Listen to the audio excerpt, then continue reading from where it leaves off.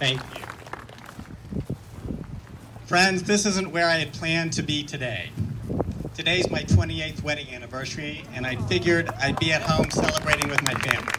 Happy anniversary. Instead, my family's come with me because of what is happening to families here on the border. The ripping apart of families and the effective jailing of parents and children for seeking a better life is morally offensive to me. I think it's a betrayal of American values. It's certainly a breach of human rights. But I'm not here to talk about those aspects of the crisis. I'm here specifically because I'm a pediatrician. In about a month, I'll have been in practice for 19 years. So I'm here to talk about this crisis in terms of the health-harming effects these current government policies of family separation and family detention are having on our children. And make no mistake, these children are our children. Yes. We now know that traumatic events in childhood leave for many children a legacy of poor health outcomes later in life. And we know how it happens. When a trauma or a stressor occurs, a child's stress hormones levels rise. If the child is comforted and supported, those stress hormones return to normal levels, and we don't expect to see adverse outcomes. But when the trauma or the stressor is unmitigated and the stress hormone levels are chronically elevated, the stressor becomes toxic stress, and a cascade of events occurs. The architecture of the brain bathed in stress hormones is disrupted.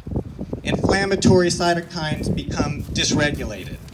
Gene expression is altered.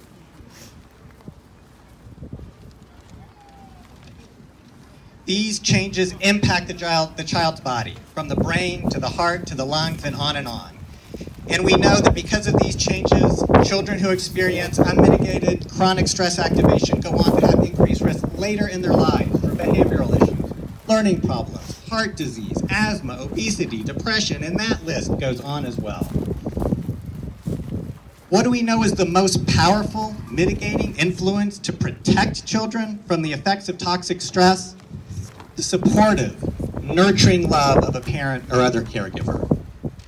So what has our government done to these families who have often already experienced profound trauma in their home countries and on their difficult journey to our border? We've put them through degrading conditions in our processing centers.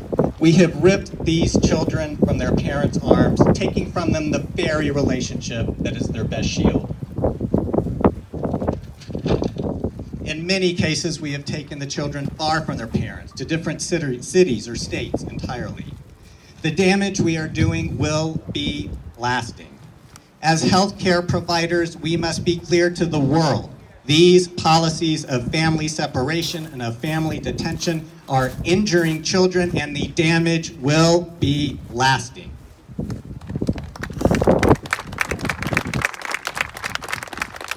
And does the executive order fix what our government has done? No. First, it doesn't provide for a process to reunite the families already separated. We must demand that reunification begin immediately and not end until every child is reunited with his or her family.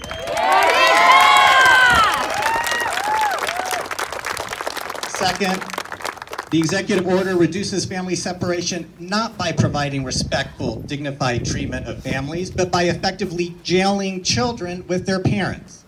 The American Academy of Pediatrics 2017 policy statement says that immigrant children should never be placed in detention facilities because of the health-harming conditions in such facilities and because of the damaging effects such detention has been shown to have on children. We must demand that alternatives to family detention that have been shown to be effective in the past be reinstated now.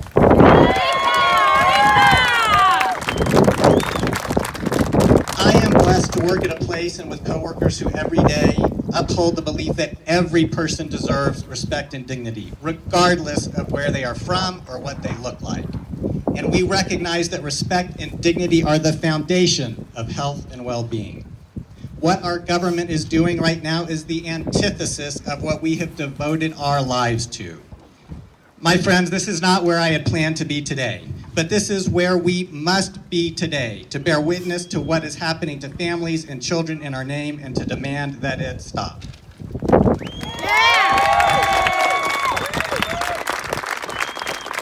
And finally, as we go back to our homes and to our clinics, we must vow to continue to stand up as healthcare professionals, to make our voices heard by Congress and the White House so that these children are reunited with their families, so that no family is locked up simply because they are seeking a better life, and so that never again will our government inflict trauma on children and families in our names.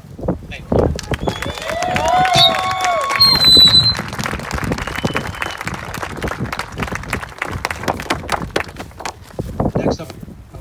Next up, we have Dr. Eva Moya. She's a Borderlander scholar.